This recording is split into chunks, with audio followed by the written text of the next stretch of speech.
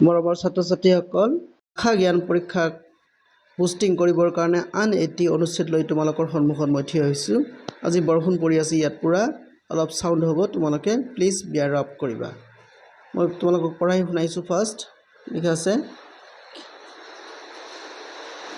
First of all, কেৱল লিখনিৰ যোগেদি জীৱন বা জীৱিকাৰ সংগ্ৰাম চলাই যোৱা মানুহৰ সংখ্যা অসমত নিচেই কম। আঙুলিৰ মূৰত লিখিব পৰা।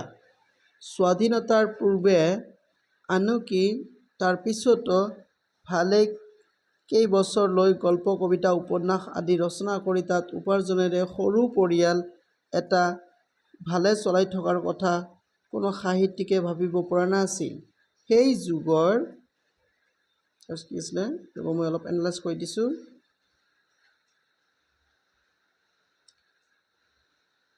সেই যুগৰ নামী অনামী লেখকসকল আছিল সৰু ডাঙৰ চাকৰিয়াল। সাহিত্য চৰ্চা আছিল তেখেতসকলৰ আজৰি সময়ৰ কাম। কেৱল মানসিক তৃপ্তিৰ কাৰণে এই সময়ৰ লিখকসকলে লিখনিৰ সৃষ্টি কৰিছিল।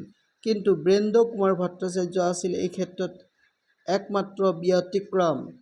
তেখেতৰ হাতৰ কলমে মৌ বৰষিছিল। আকৌ সমাজৰ অন্যায়, কুসংস্কাৰ আৰু শোষণ নিপীড়নৰ বিৰুদ্ধে তেখেতে কলম তৰোৱাল হৈও উঠিছিল। ৪২ৰ স্বাধীনতা সংগ্ৰামৰ সামৰণিৰ সময়তে বুকুত স্বাধীনতাৰ যুগৰ উপযোগী নতুন সৃষ্টিৰ প্ৰেৰণাৰে কেৱল কলমডালকে জীৱনৰ জীৱিকা আৰু নতুন সৃষ্টিৰ অস্ত্ৰ হিচাপে লৈ তেখেতে বহল বিশ্বলৈ ওলাই আহিছিল। কি নাম আছিল তেখেতৰ? বীৰেন্দ্ৰ কুমাৰ ভট্টাচাৰ্য।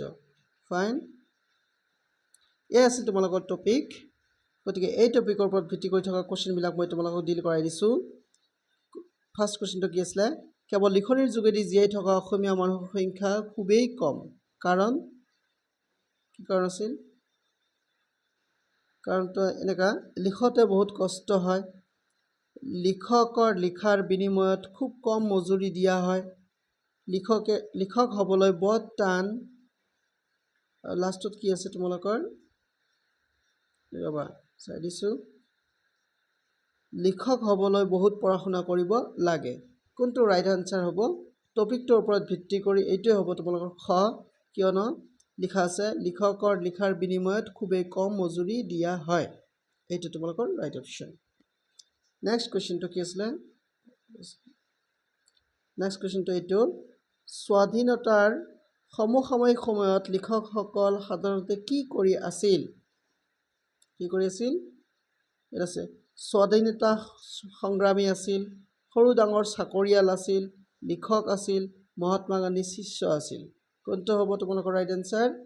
সৰু ডাঙৰ চাকৰিয়াল আছিল। ফাইন, এইটো তোমালোকৰ ৰাইট অপশ্যন। নেক্সট কুৱেশ্যনটো কি আছিলে? সেই সময়ত সাধাৰণতে লিখকসকলে কিহৰ বাবে লিখিছিল? লিখকসকলে কিহৰ বাবে লিখিছিল? ফাইন, তোমালোকৰ অপশ্যন দিয়া আছে এনেকুৱা, টকা পইচাৰ বাবে, মানসিক তৃপ্তিৰ বাবে, সুনামৰ বাবে, মানুহক ভাল শিক্ষা দিয়াৰ উদ্দেশ্যে। কোনটো হ'ব? মানসিক তৃপ্তিৰ বাবে। এইটো তোমালোকৰ ৰাইট অপশ্যন। নেক্সট কুৱেশ্যন কি আছিলে? বীৰেন্দ্ৰ কুমাৰ ভট্টাচাৰ্য কেনে আছিল? তোমালোকৰ অপশ্যন আছে এজন অসমীয়া লিখক, এজন স্বাধীনতা সংগ্ৰামী, ৰাজনীতিবিদ, শিক্ষাবিদ। কি হ'ব এইটো? তোমালোকৰ এই ক্ষেত্ৰত এজন অসমীয়া লিখক। এয়াই আছিল তোমালোকৰ টপিক। এইখিনিতে তোমালোকৰ কাৰণে এটি কুৱেশ্যন দিবলৈ মই চেষ্টা কৰিছোঁ। তোমালোকে কুৱেশ্যনটোৰ আনচাৰ দিবলৈ চেষ্টা কৰিবা কমেণ্টৰ যোগেদি।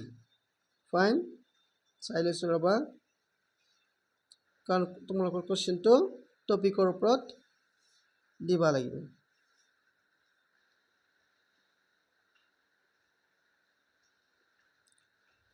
যে তোমালোকৰ বীৰেন্দ্ৰ কুমাৰ ভট্টাচাৰ্য ডাঙৰীয়াই, কুৱেশ্যনটো হ'লে এনেকুৱা, যে ভট্টাচাৰ্য ডাঙৰীয়াই ভট্টা হ'ব না, ভট্টাচাৰ্য ভট্টাচাৰ্য ডাঙৰীয়াই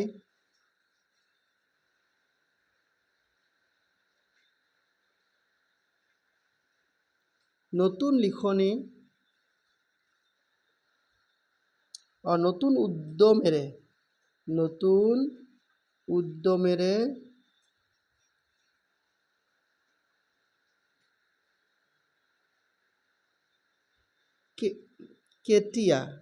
নতুন উদ্যমেৰে কেতিয়া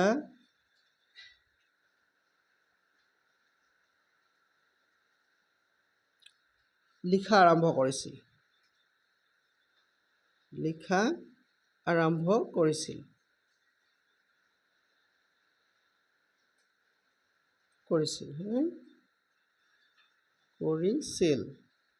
ফাইন তোমালোকৰ অপশ্যন কেইটা মই দিছোঁ যে 1 নম্বৰ অপশ্যন 42ৰ পিছত 2 নম্বৰ অপশ্যন তোমালোকক দিছোঁ মই যে চিপাহী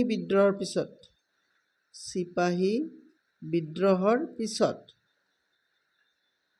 3 নম্বৰত আছিল তোমালোকৰ অপশ্যন স্বাধীনতাৰ পিছত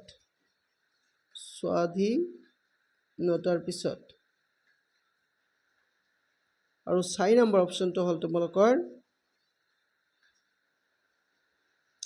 1950 চনৰ পিছত 42 নহয় 50ৰ পিছত কোনটো ৰাইট অপশ্যন হ'ব তোমালোকে কমেণ্টত জনাবলৈ চেষ্টা কৰিবা আৰু আশা কৰিছোঁ তোমালোকে ভিডিঅ'টো ফ'ল' আপ কৰিবা কাৰণ এইবিলাক তোমালোকে যদি পঢ়ি থাকা তোমালোকৰ নলেজটো ইন ডেপথ হৈ যাব আৰু তোমালোকে যেতিয়া পৰীক্ষাত বহিবা তেতিয়া তোমালোকে অনায়াসে তোমালোকৰ আনচাৰখিনি সঠিক দিব পাৰিবা আশা কৰিছোঁ তোমালোকে ভিডিঅ'টো ভাল পাবা লাইক কমেণ্ট শ্বেয়াৰ কৰিবা আৰু প্লিজ মোৰ চেনেলটো ছাবস্ক্ৰাইব কৰিবা আৰু কমেণ্টত আনচাৰটো দিবলৈ চেষ্টা কৰিবা থেংক ইউ